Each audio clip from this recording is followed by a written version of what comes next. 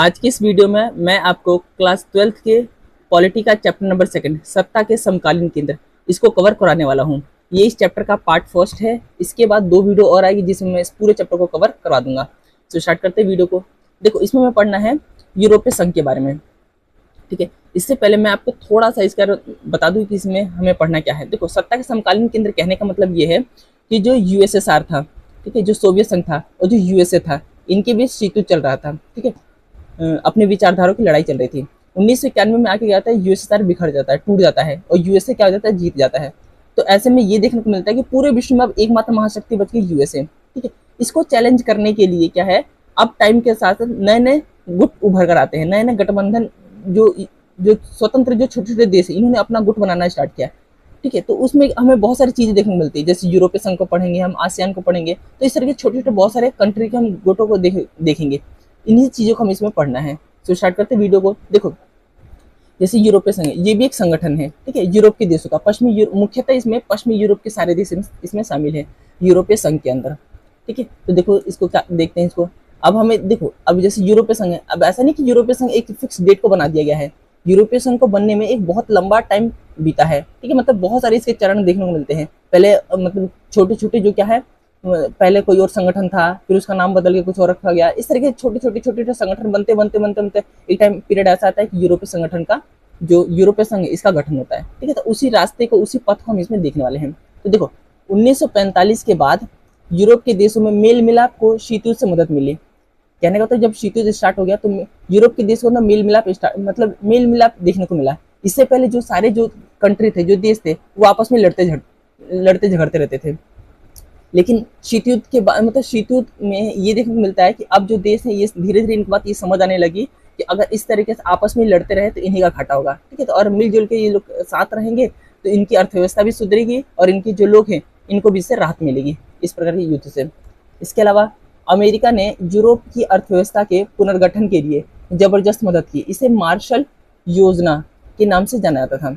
America ने इसलिए मदद किया क्योंकि जब शीत युद्ध चल रहा था तो 2 गुटों में पूरा विश्व बट गया था। एक वो गुट जो यूएसएसआर के पक्ष में था, सोवियत संघ के पक्ष में था, एक वो गुट जो यूएसए के पक्ष में था, अमेरिका के पक्ष में था। तो अगर यूरोप की बात करें हम इस प्रकार से, यूरोप का, तो यूरोप का जो ये पश्चिम वाला हिस्सा है, पश्चिमी यूरोप मुख्यतः यूएसए के ही पक्ष में था, और जो पूर्वी यूरोप था मुख्यतः यूएसएसआर के पक्ष में था, मतलब सोवियत संघ के पक्ष में था। इसलिए जो यूएसए है, अमेरिका, ये पश्चिमी यूरोप को आर्थिक मदद दे रहा था ताकि जो देश है ये इनके इसी के पक्ष में रहें।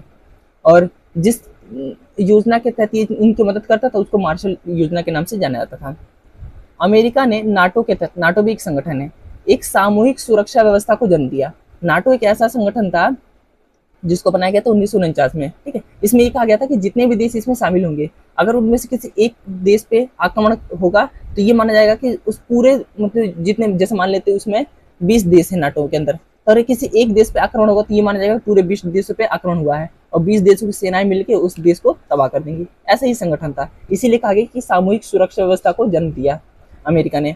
मार्शल योजना के तहत ही 1948 में यूरोपीय आर्थिक सहयोग संगठन की स्थापना की गई। ठीक है, एक नंबर पर पूछ सकता है, 1948 में यूरोपीय आर्थिक सहयोग संगठन, ठीक है, याद रखना इसको, इसकी स्थापना की गई 1948 में। इसके माध्यम से पश्चिमी जो यूरोप के देश है उनको आर्थिक मदद दी गई। यह एक ऐसा मंच बन गया जिसके माध्यम से पश्चिमी यूरोप के देशों ने व्यापार और आर्थिक मसलों में एक दूसरे की मदद करना शुरू कर दिए। ठीक है, कहने का मतलब ये कब चीजें, ऐसी चीजें कब निकल कर है, जब शीत युद्ध स्टार्ट हुआ। शीत युद्ध से पहले ये देश आपस में लड़ते रहते थे। ठीक है, इसके अलावा देखो, 1949 में गठित यूरोपीय परिषद राजनीतिक सहयोग के मामले में एक अलग कदम साबित हुई। ये भी याद रखना, 1949 के अंदर गठित हुई थी यूरोपीय परिषद का।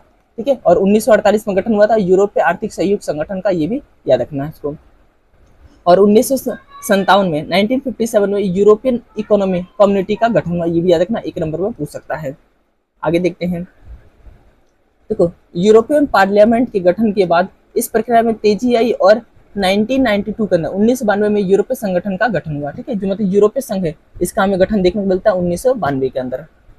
अब जब ये गठन हुआ तो इसमें क्या मुद्दे रखे गए, ठीक है, इसका उद्देश्य क्या रखा गया, तो इसमें ये देखा गया कि यूरोपीय संघ के अंदर जो शामिल होगा, मतलब मुख्यतः यूरोपीय संघ में यूरोप के ही देश आ रहे हैं। ठीक है, तो जो ये कहा गया कि जो यूरोपीय संघ में शामिल होगा उसकी एक समान विदेश नीति होगी। ठीक है, मान लेते यूरोपीय संघ में 20 देश हैं। ठीक है, हालांकि 20 देश नहीं है, लेकिन मैंने एग्जाम्पल के रूप में बताया है कि मान लेते हैं इसमें 20 देश है, तो ये माना जाएगा कि जो ये 20 के 20 देश है, इनकी एक समान विदेश नीति होगी, ठीक है, सुरक्षा नीति एक समान होगी, आंतरिक मामलों तथा न्याय से जुड़े जो मुद्दे होंगे वो मतलब आपस में ये लोग सुलझा लेंगे। इसके अलावा एक समान मुद्रा की भी बात की गई, जिससे जो विदेशी व्यापार वगैरह है इसको आसानी होगी। अब क्योंकि 20 देश है, अब व्यापार करना है, हर देश की अपनी एक मतलब करेंसी होगी, तो इसमें व्यापार करना मुश्किल होगा, क्योंकि एक व्यापारी को मान लेते हैं बिजनेसमैन को 20 देशों की मुद्राएं रखनी पड़ेगी, और एक कॉमन मुद्रा होगी तो आसानी से व्यापार हो जाएगा। तो यूरोपीय यूनियन में जो शामिल होगा उसमें उसके लिए ये बातें रखी गई कि इस तरह की चीजें इसमें शामिल होगी, जिससे क्या होगा, ये अपना विकास खुद ही कर पाएंगे एक दूसरे पर निर्भर होकर, ठीक है। ऐसा कोई मतलब जो बड़ी मतलब जो कंट्री है उस पर इनको निर्भर नहीं रहना पड़ेगा। इसके अलावा देखो, यूरोपीय संघ धीरे धीरे आर्थिक सहयोग वाली व्यवस्था, मतलब यूरोपीय संघ मुख्यतः आर्थिक सहयोग के लिए बनाया गया था, ताकि जिससे ये लोग व्यापार कर सके, लेन देन कर सके, ठीक है, जो अपना जो मतलब जो भी मसला है, ठीक है, जैसे मतलब देश के अंदर बहुत ज्यादा गरीबी है, बेरोजगारी है, आर्थिक पिछड़ापन है, तो इनको दूर किया जा सके, तो यूरोपीय संघ मुख्यतः इस पर्पस के लिए बनाया गया था। तो अब धीरे धीरे क्या हो रहा है, ये आर्थिक सहयोग वाली व्यवस्था से बदलकर, ठीक है, ज्यादा से ज्यादा ये राजनीतिक रूप लेता गया। अब देखो, ये भी एग्जाम में क्वेश्चन आ रखा है। देखो अब ये किस प्रकार से ये आर्थिक से मतलब आर्थिक सहयोग से हटके एक राजनीतिक रूप लेता गया, तो ये कुछ रीजन है। देखो, जैसे पहला, यूरोपीय संघ विशाल राष्ट्र राज्य की तरह काम करने लगा। राष्ट्र राज्य का मतलब होता है, जैसे मान लेते हैं एक देश की अपनी एक सीमा हो, ठीक है, एक बाउंड्री हो, उसका एक झंडा हो, उसका एक संविधान हो, ठीक है, उसका राष्ट्रगान हो। ये जिस देश का होता है वो राष्ट्र राज्य कहलाता है, ठीक है। जैसे भारत है, ये भी एक राष्ट्र राज्य है, जितने भी देश है वो एक राष्ट्र राज्य है, क्योंकि उनकी एक फिक्स बाउंड्री है, ठीक है, उनका एक संविधान है, जरूरी नहीं है वैसे संविधान होना हो, मतलब फिक्स एक नियम कानून है, इसके अलावा उनका झंडा है, राष्ट्रगान है। तो ये जो विशेषता है राष्ट्र राज्य की बात करता है। तो यूरोपीय जो संघ है पहले एक संगठन था, लेकिन अब ये धीरे धीरे राष्ट्र राज्य बनने लगा, मतलब एक तरह का देश का दर्जा इसको मिलने लगा, ठीक है। पहला तो ये राष्ट्र राज्य की तरह काम करने लगा। दूसरा, इसका स्वयं का झंडा था, ठीक है, मतलब यूरोपीय संघ का स्वयं का एक झंडा भी था, और इसका स्वयं का एक राष्ट्रगान भी था, और इसकी जो स्थापना दिवस और खुद इसकी एक मुद्रा भी थी। तो एक देश के पास जो चीजें होती है वो सारी चीजें यूरोपीय संघ के पास देखने को मिलने लगी। इसलिए कहा जाता है कि यूरोपीय संघ क्या होता है, धीरे धीरे आर्थिक सहयोग वाली व्यवस्था से बदल के क्या होने लगा, एक राजनीतिक रूप लेने लगा। इसके अलावा आगे देखते हैं। देखो, यूरोपीय संघ का जो आर्थिक, राजनीतिक और जो कूटनीतिक और सैनिक प्रभाव है वो बहुत जबरदस्त था। इसमें भी क्वेश्चन आ रखा है। देखो, अभी हम जो पढ़ रहे हैं ना, हम सब के सब यूरोपीय संघ के बारे में पढ़ रहे हैं, ठीक है। एक छोटी सी चीज बता दो आपको, पहले पेज पे हमने ये देखा कि यूरोपीय संघ मतलब ये जो एक तरह का हमने देखा 1945 से लेकर 1957 तक अलग अलग एक तरह का संगठन बना। यही आगे चल के क्या होता है, यूरोपीय संघ का गठन होता है इससे। अब यूरोपीय संघ का गठन होता है तो ये हमने पढ़ा कि जो यूरोपीय संघ में शामिल होगा वो उनको क्या इन चीजों को मानना पड़ेगा, ठीक है, मतलब ये इनका एक उद्देश्य रहा है। इसके बाद टाइम बीता, इसके बाद हमने ये देखने को मिला कि किस तरीके से जो ये आर्थिक सहयोग व्यवस्था इससे हटके राजनीतिक रूप लेने लगा, ठीक है, जिसमें हमने इन सब चीजों को हमने देखा। इसके अलावा अब हम देखने जा रहे हैं कि अब जो यूरोपीय संघ है, अब यूरोपीय संघ का जो प्रभाव है ये बढ़ता गया। किन किन रूपों में बढ़ता गया, तो आर्थिक रूप से बढ़ा, राजनीतिक रूप से बढ़ा, कूटनीतिक और सैनिक प्रभाव भी इसका बहुत ज्यादा देखने को मिला, ठीक है। हम अब सारे के बारे में डिस्कस करने वाले हैं। जैसे हम पहले आर्थिक प्रभाव देख लेते, मतलब यूरोपीय संघ का आर्थिक प्रभाव, ठीक है। मैंने इस तरीके से पॉइंट टू पॉइंट बना रखा है और इस तरीके से इसका छोटा सा एक्सप्लेनेशन भी दे रखा है, जिससे आप क्या है इसको आसानी से आप इसका नोट्स बना सकते हो और एग्जाम के टाइम पे इसको रिविजन भी कर सकते हैं। जैसे अब हम देखते हैं यूरोपीय संघ का आर्थिक प्रभाव। पहले हम इसका आर्थिक प्रभाव देखते हैं। तो देखो, वर्ष 2024 में यूरोपीय संघ का जो सकल घरेलू उत्पादन है वो लगभग 19.35 खरब डॉलर का मतलब एक तरह का अनुमान लगाया गया था कि इतना होगा इसका। इसके अलावा इसकी जो मुद्रा है, मुद्रा याद रखना, यूरोपीय संघ की यूरो अमेरिकी डॉलर के प्रभुत्व के लिए खतरा बनती जा रही है। मतलब पूरे विश्व में जो सबसे पावरफुल करेंसी वो डॉलर है, इसके लिए खतरा बनती जा रही है यूरो, क्योंकि पूरा पूरा यूरोप है ये यूरोपीय संघ में शामिल है, ये लोग और अपनी मुद्रा में ही व्यापार कर ले रहे, उनको बहुत ज्यादा डॉलर की जरूरत पड़ नहीं रही, तो इसके लिए खतरा माना जा रहा है। इसके अलावा विश्व व्यापार में इसकी जो हिस्सेदारी है अमेरिका से 3 गुना ज्यादा है। जो विश्व व्यापार एक संगठन है उसके अंदर इसकी हिस्सेदारी अमेरिका से 3 गुना ज्यादा हुई। एक टाइम पे अमेरिका सबसे ऊपर था। यही कारण है कि अमेरिका तथा चीन के साथ जो व्यापारिक विवादों में पूरी तरीके से धौंस के साथ ये बात करता है, ठीक है, क्योंकि अमेरिका भी बहुत पावरफुल है, चीन भी बहुत पावरफुल है, मतलब व्यापार को लेकर। तो उसी में अब एंट्री हो चुके यूरोपीय संघ का। अब इसकी भी एक बहुत अच्छी हिस्सेदारी है, तो इसलिए क्या ये दब के बात नहीं करता। तो आर्थिक प्रभाव में तो हमने यूरोपीय संघ है उसको हमने ये देख लिया। अगला देखते हैं राजनीतिक प्रभाव कि जो यूरोपीय संघ उसका राजनीतिक प्रभाव क्या है पूरे विश्व में। तो देखो, यूरोपीय जो संघ है अंतर्राष्ट्रीय व्यापार संगठन के अंदर महत्वपूर्ण समूह के रूप में काम करता है, पहला। इसके अलावा यूरोपीय संघ का एक सदस्य जो है फ्रांस, सुरक्षा परिषद में स्थायी सदस्य है, ठीक है। मतलब जो एक संगठन है संयुक्त राष्ट्र संगठन, तो यूएन कहते हैं जिसको, यूएन का एक पार्ट होता है सुरक्षा परिषद। उसके अंदर क्या है, उसके अंदर 15 सदस्य होते हैं, ठीक है। यूएन में जो सुरक्षा परिषद मतलब इसी का एक पार्ट है यूएन का ही। उसके अंदर 15 सदस्य हैं, जिसमें से 10 होते हैं अस्थायी और 5 होते हैं स्थायी। तो ये 5 स्थायी है जिनके पास वीटो पावर होता है, अभी आगे वाले चैप्टर में देखने वाले हैं। तो उसमें से एक फ्रांस भी है जिसका वीटो पावर है, तो ये भी मतलब एक राजनीतिक प्रभाव देखने को मिलता है। इसके अलावा यूरोपीय संघ के कई और जो देश हैं वो सुरक्षा परिषद के अस्थायी अध्यक्ष हैं।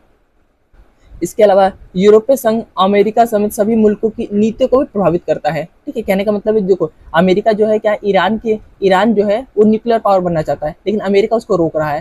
तो कहीं ना कहीं जो अमेरिका की नीतियों में हस्तक्षेप यूरोपीय संघ भी करता है, ठीक है। इसमें भी जो अमेरिका ईरान का जो एक तरह का वॉर चल रहा है उसमें यूरोपीय संघ का भी थोड़ा बहुत योगदान है, वो इनको कंट्रोल करता है। इसके अलावा अगला देखते हैं कूटनीतिक प्रभाव। कूटनीतिक प्रभाव का मतलब होता है बातचीत कर लेना, ठीक है, आपस में। तो देखो, चीन के साथ मानव अधिकारों का उल्लंघन और पर्यावरण के मामले पर धमकी या सैनिक शक्ति का उपयोग करने की जगह कूटनीतिक मतलब बातचीत और बातचीत की नीति बहुत ही प्रभावित साबित हुई है। कहने का मतलब जो इसका जो यूरोपीय संघ का जो एक मतलब कि ऐसा नहीं होना चाहिए कि सैन्य युद्ध हो जाना चाहिए। यूरोपीय संघ क्या है, किस बात पे बल देता है, तो वो उसका मानना ये है कि जो भी जो समस्या है उसको हमें क्या करना चाहिए, बातचीत के जरिए हमें उसको सॉल्व कर लेना चाहिए। एक बहुत अच्छी चीज इसके मतलब सामने निकल कर आती है। अगला है देखो सैन्य प्रभाव। यूरोपीय संघ का सैन्य प्रभाव क्या है, तो देखो इसमें देखेंगे हमें तो सैनिक ताकतों के हिसाब से यूरोपीय संघ के पास दुनिया की दूसरी सबसे बड़ी सेना है। सबसे पहले यूएसए, उसके बाद यूरोपीय संघ की है। इसका कुल जो रक्षा बजट है अमेरिका के पास सबसे अधिक है, मतलब अमेरिका जितना खर्च करता है उसका सेकंड नंबर पे ये खर्च करता है। और यूरोपीय संघ के जो देश है फ्रांस के पास लगभग 353 परमाणु हथियार है, ये भी इसके सैन्य पावर की दिखाता है।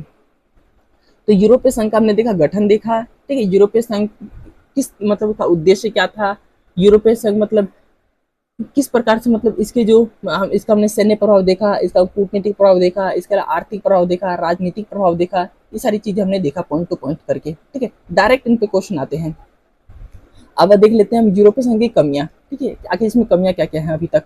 देखो यूरोपीय संघ के जो सदस्य देश है इनकी अपनी अपनी अलग अलग विदेश नीति और रक्षा नीति है, जो एक दूसरे के खिलाफ भी हो सकती है। जब हमने पढ़ रहे थे यूरोपीय संघ के बारे में तो हमने जब देखा कहीं ना कहीं इनकी जो विदेश नीति और रक्षा नीति एक जैसी होनी चाहिए, लेकिन एक कमी ये निकल कर आती है कि यूरोपीय संघ में कई देश की आज भी जो विदेश नीति है और रक्षा नीति है वो थोड़ी एक दूसरे के खिलाफ हो जाती है, ठीक है। एग्जाम्पल के रूप में देखो, इराक पर अमेरिकी हमले का ब्रिटेन के प्रधानमंत्री टोनी ब्लेयर तो उसके साथ थे, मतलब इसका समर्थन करते हैं। अमेरिका ने हमला किया इराक के ऊपर, ठीक है। अब इराक के ऊपर हमला किया है तो इराक जो है मतलब इराक के ऊपर हमला किया है, तो अब ऐसे में जो ब्रिटेन के प्रधानमंत्री हैं वो इसका समर्थन करते हैं, लेकिन जर्मनी और जो फ्रांस है ये इसके बिल्कुल ही खिलाफ है, ठीक है। तो ये एक देखने को मिलता है। कभी कभी क्या होता है, इनकी जो विदेश नीति है वो आपस में ही एक दूसरे के खिलाफ हो जाती है। इसके अलावा यूरोप के कुछ हिस्से में यूरो को लागू करने के कार्यक्रम को लेकर काफी नाराजगी है।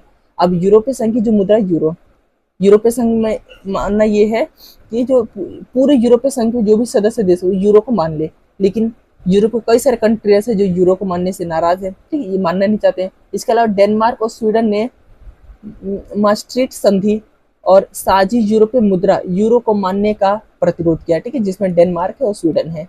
ऐसे कंट्री ने यूरो को मानने से इनकार कर दिया है। तो इस वीडियो में हम यूरोपीय संघ के बारे में जितनी जो चीजें आ सकती थी और जितनी जो चीजें उसको हमने इसमें कवर किया।